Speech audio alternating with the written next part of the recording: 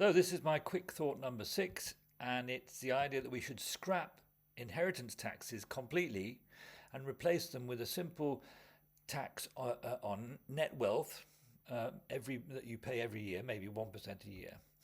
The fact is that taxing inheritance is not a good way of taxing wealth. There are actually only 4 countries apparently that manage to raise more than 1% of their tax revenue from inheritance.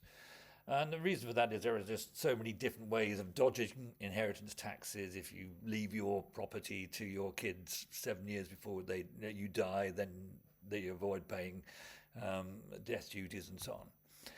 So the alternatives I think is much more interesting is to have an annual tax on net wealth. This would effectively include land taxes because people with lots of property would pay more, but it would also include financial assets as well. Now, there's a very, very interesting set of data from the Office for National Statistics in the UK, which shows that mean individual wealth in the UK was £305,000 a couple of years ago. But it varies enormously with location. So you can see in this chart here that if you're living in southeast England, you are typically three times richer than people living in many other parts of the country.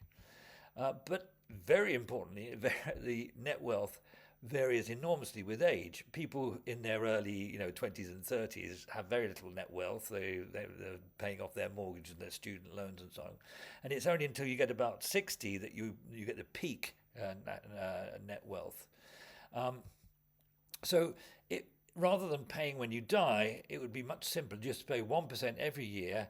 And that would mean actually that people who live longer would pay more. So, if you live till you're 90, you would have paid, 30 years of peak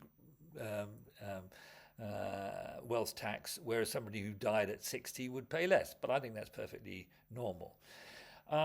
So it seems to me this is a perfectly viable plan. I don't know why people aren't talking about it more. Leave some comments if you find it interesting, and thank you for listening.